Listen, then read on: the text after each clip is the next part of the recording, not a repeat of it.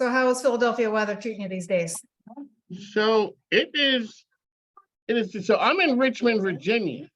Oh, I thought you said, oh, you grew up in Philadelphia then. Got it. So I was in the Army forever.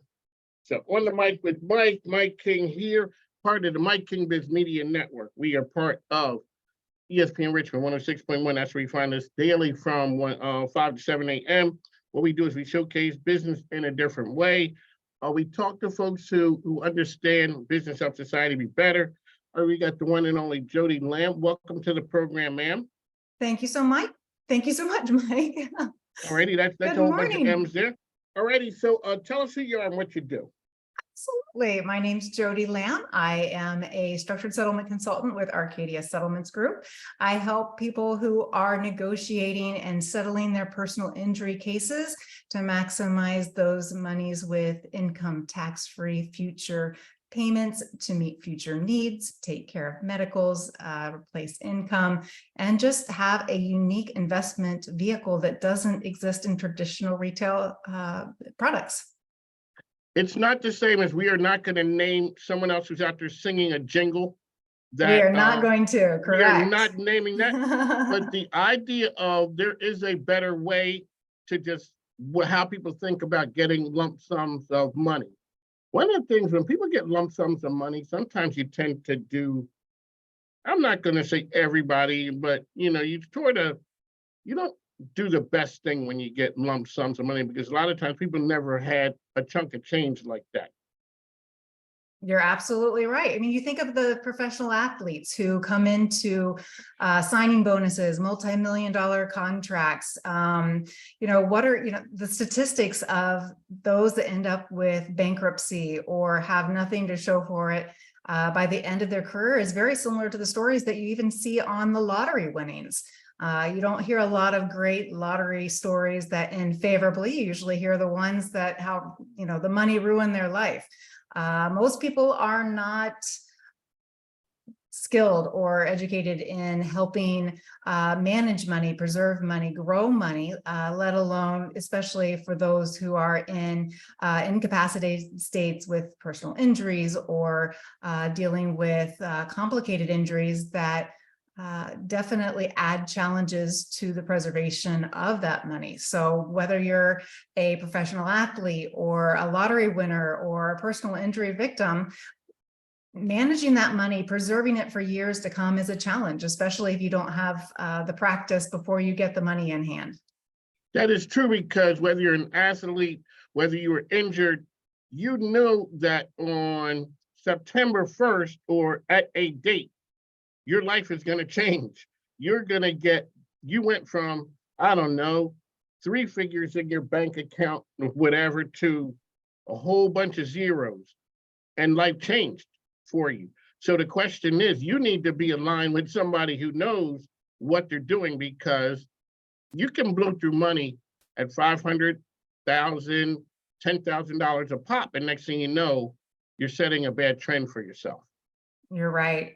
Most people see money as an opportunity to right wrongs in their past. Does that mean paying off some folks in the past that maybe things didn't work out that great, and you're saying, okay, so here's a check for you? Is that some of it? It could be, you look at the professional athletes who say, I'm going to buy my mom a house, or I'm going to buy her a new car. The same mindset exists for anyone who comes into wealth. The people who have been good to them, the people that they want to love back on, who have sacrificed for them. We want to help support them. Even the people that we don't necessarily know and like still want to come to us, may come to us and ask for money for their own needs. It's a challenge to say no to people, but with people with generous hearts, we want to help those that we love and support. And it's very easy to dissipate that money if you're not careful. And that's one of the ways that we help people when we are looking at settlements to help preserve that money for future needs, often tied to income replacement, because they can't do the same sort of job, or a future medical surgery or treatment or care that they need, so that it doesn't become a shifted burden onto government programs. So yeah, I mean, the ability to spend money is very easy, and the numbers can quickly drop if not careful. What was your journey to structured settlements? You were always good. You were always good with money. I think so. I've never come from a place of money, though. We grew up, a small town USA, central Ohio area, small farm town. I remember never feeling like we were wealthy, but never felt poor. But I was the first in my family to go to college. We were okay. We felt loved. We felt comfortable. We didn't necessarily feel like we were missing out on anything, but I was the first in my family to go to college. And after college, I got into financial planning and quickly realized that if I'm going to be talking to professionals, adults, I have a hard time establishing credibility fresh out of college. So I needed to get a little bit more experience, went to work with an insurance company, got the behind the scenes experience of investment products. Also then changed after 9/11, investments kind of opportunities for investment in careers dried up internally within my company. So I changed from the financial side of the company to that of the insurance side. And I started handling personal injury claims. I was actually a personal injury victim myself while I was in college. Someone ran a red light, T-boned me, wrapped me around a telephone pole. It wasn't great. I think, they offered me maybe $1,000 or something, very nominal. I didn't realize the implications of what I was dealing with then was going to be a long-term issue. I've subsequently have had 4 major back surgeries. And so for me, in hindsight, I would have handled that a lot differently because $1,000 was a lot of money to me back then. And today it would be drop in the bucket for all the medical expenses that I've incurred. But when I discovered the opportunity to include structured settlements in the negotiations of personal injury cases, it's like all the stars came into alignment. My education, which was a finance degree with a concentration in insurance, the financial planning background, the financial product investments, handling claims, all of those united when I discovered structured settlements. And I found my purpose and my mission to be able to help people that have never been involved in an accident before and never have had these opportunities to discuss what a structured settlement is. And it's not what the jingles are on the TV commercials or the radios that you hear. In fact, this is quite the opposite of what that company is trying to do. We're setting up future payments to help people over time. We're making sure that part of their settlement includes carve out for their future needs. And sometimes for minor children, that just means deferring it until they reach age of majority so that they get the money when they become an adult. They can't take receipt of the money. So the courts say they can either put it in a block savings account, deposit with the registry of the court, or they can put it in a structured settlement where the parents have the ability to define how quickly the child gets the money when they turn 18. The other options not only are taxable, but it gives all that money to the kid when they reach age of majority. Now, Mike, when you turned 18, were you making your best financial decisions? No, ma'am. Okay, so here, so what you Me do neither. seems to be the voice of reason.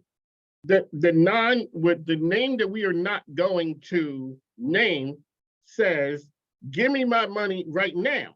Yeah. Now you're giving my money right now to an 18. I tell people, this is trouble. If you have a lot of money and no time, it's not that great because you have money, but you have things to do. You can't spend it.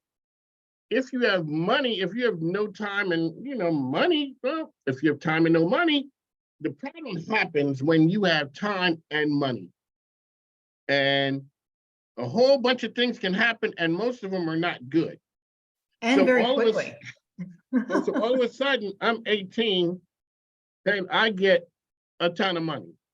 And a ton of money is different at different points of your life. But at 18, a ton of money could mean $10,000. Right. And boy, I could do it. You're saying maybe you should put some, have it structured. Because the other one's like, hey, it's my money and I want it right now because I want to go buy whatever right now. You're saying, hey, pump the brakes a little bit. Let's not get so excited because you got some life to live down the road. and there may be some things we need to do. Right, absolutely. So, for example, the 18-year-old who's receiving a large amount of money, you might say that maybe it gets spread out over a few years. Maybe we allocate some funds that could be used for college, lump sum payments that could be used for education, down payment on a home, maybe purchase of a car, put aside money for a wedding, whatever it is. It's not required to be used for that purpose. It just, like you said, pumps the brakes a little bit. Give some time to learn some money management skills, get some practice to make a few mistakes without necessarily losing or spending all that money in one shot. But the benefit on top of that is that since the time the claim settled until the benefits are paid, that money has grown. So it's not just the $10,000 settlement. It may now be a total of $20,000. So we have that growth that's going to be tax-free, and then it's going to be paid out over time so that it's there to meet the future needs or there to help a child learn how to manage money as they become a young adult.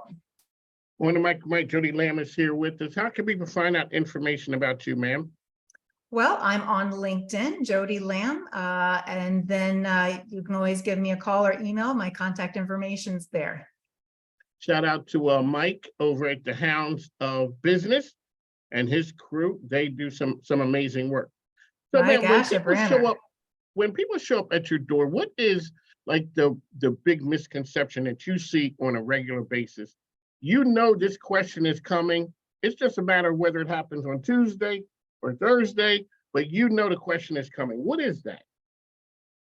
Oh, is it When too good to be off true? like that, yeah, there's a lot. There's a lot of questions. That pause was like, okay, which one am I going to start with? Because a lot of it starts with skepticism. A lot of people think, is it too good to be true? Is this too good to be true? Because I can tell you, I'll take 10,000 and I'll grow it to 20. Or earlier this year, I took 250 and I grew it to $8.6 million. And the pause comes where's the catch? What are you not telling me? And everything that is agreed upon at the time of settlement is written into the settlement agreement and release. They know exactly what's going to happen in the future, how the payments are going to be made, what the amount is going to be, or how it's going to be calculated. And it's income tax free as a result of a personal injury claim. Okay, so wait a second, man. One of the best parts about having your own radio show is I get to ask the experts. Good. At what point, okay, so I go to an injury, something happened, I go to an injury attorney. They say, they take the case and they come back and say, okay, there's a settlement. You are going to get X. Where do you come into this? Well, we can come in as early as before they even settle the case. And in fact, that's the preferred timeline for us to get involved because we can start talking about what those options look like. They are completely customizable and tailored to every unique case. But once we get involved, we first identify, we got to pay the attorney, we got to pay the medical expenses. What cash do you need today? What cash do you need tomorrow? Because not all money is structured, if it makes sense.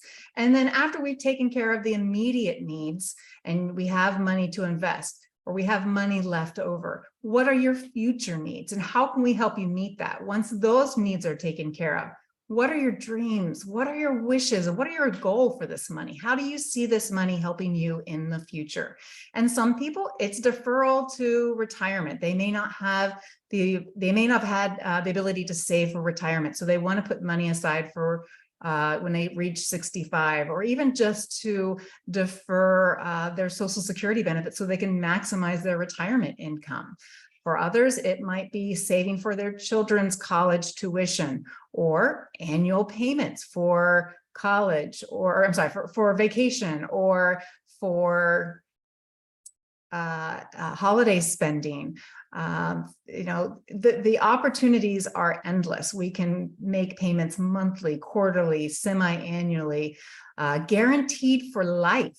lump sum payments. We can invest it in both fixed and market-based options. So there's a lot of choices that are available, so that the sooner we can talk about that, the better. So when the case does settle, they have a head start to know what they want with that money. And then we finalize that plan, and it becomes a term of the settlement. It's negotiated by both the insurance company and the injured party, or the employer and the defendant. The parties who are paying the claim also have to agree to this structured settlement. It's a two-party agreement. Both sides agree to it. The insurance company or the defendant can't force someone to structure their money, and the insured or the injured party can't force an insurance company to participate in a structure either. It's a term that's agreed upon and written into the release. We get involved to help the parties do that, so that they have this once in a lifetime opportunity. Because let's be honest, Mike, once you're injured this significantly in an accident, you don't want to do it again, right? I mean, you don't even want to be injured in the first place, let alone have this opportunity twice. So I call it a once in a lifetime opportunity, because not everyone is going to be afforded this chance. And when they do have this settlement, it only exists at the time of settlement, because after the case settles and they get their money, the IRS says, now you have constructive receipt of that money. Your attorneys touched that money. You've touched that money. It's now any future payment or any future growth is going to be taxable. If it's part of the settlement, though, that future growth is tax-free.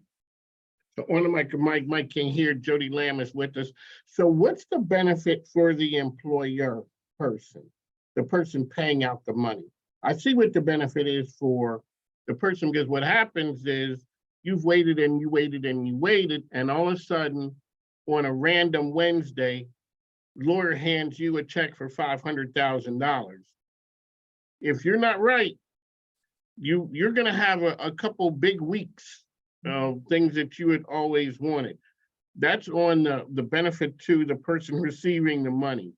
What is the benefit for the person who is on the other side? Yeah, and let me pause there. You made a great point. I'm going to comment really quickly. A couple quick weeks and then it's gone. Statistically, at least 80% of cases that are settled with personal injury settlement money are completely spent down within 5 years. And of those, 20% is gone within the first 3 months. So 20% of those cases have it completely spent down within 3 months. So you're not wrong. Few weeks, a few good couple weeks, it's gone.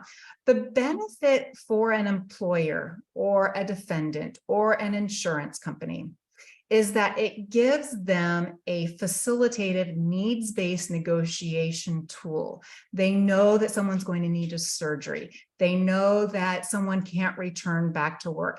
How do they quantifiably compensate them for that future need? So if you know that you're not able to return to work, we know what your annual salary is. We know approximately what the annual increase is for cost of living. We can accommodate all those factors in pricing out what that future benefit could cost. And then they're negotiating on needs, not just a dollar amount that doesn't have any merit or it doesn't have any anchored meaning. Sometimes with an employer, they're doing a workers' compensation case and the state decides exactly how much an injured party will receive. Some states will allow you as an injured party and as an employer to negotiate beyond those terms, and the money can be paid sooner, or it can be deferred longer. It can be customized in negotiated terms that meets the needs of the family or the injured party in a way that perhaps the prescribed workers' compensation formula gives. But for carriers that have, for example, policy limits issue. So you have your auto insurance, right, Mike? You have policy limits. You tell your insurance company what kind of limits you want. And that's an insurance for them as well. They know that they're not going to have to pay more than $100,000 or $300,000 or $1 million on your policy, because after that, you're out of policy limits and they're done paying. If you've got a catastrophic claim and they are looking at a policy limits case, a structured settlement is a way to maximize those settlement funds beyond the policy limits. Because remember, they can pay the policy limits, but all that additional money that's going to grow tax-free is going to be additional value added to the injured party. There you go, Jody Lamb. Now, ma'am, thank you for taking us to school. When you tell people what you do, what's the look of, huh? When you, because this is something a lot of people don't think about. I've never, you don't think about that part. You get injured, you get a check, the money gets deposited into your account, then like you're saying, 90 days, the money, a lot of the money is gone. You really went out there so you can protect yourself. One last time, ma'am, how can people find you out there? Why don't you check me out on LinkedIn, Jody Lamb, Jodie Lamb, Lamb, like the little sheep. That's good. I like that. I do like that. And so really, so you can work across different states, or you, like, Yes, how does sir. that work? You can work anywhere. Yes, I've been working virtually for my entire career. I work coast to coast. We travel for mediations across the country. My favorite mediation was up in Alaska. We went up there, got there a couple of days early. I went with, I did around champion sled dog teams and ran through the mountains with these athletes of dogs. But we literally go all over the country and help injured people understand what their options are and how it can help them going forward. But of most interest to them is that we don't charge for our services. Whether or not you utilize a structure or not, you will never pay us for what we do. We are only paid essentially like a finder's fee if the case settles with a structure. So we attend mediations, we work with families, we talk about these options, we educate people about this opportunity so that they can make informed decisions. And as long as you make that decision with the confidence that this is what's in the best interest and what you need for you and your family, I'm happy. Whether or not you decide to structure or not, I have confidence that if you are making that decision with the information that gives you the ability to decide what's best for you, then it's a winning decision. There you go, Jody Lamb. We'd like to thank you for coming on the program, ma'am. One last time, how can people find Jody Lamb? Mike, why don't you give me a call? My number is 480-253-3761, or you can find me on LinkedIn at Jody Lamb. On the mic, we bring the best and the brightest. Thanks, ma'am. Take care. Thank you so much, Mike. Have a wonderful day. Take care. Same to you. Bye-bye. Bye.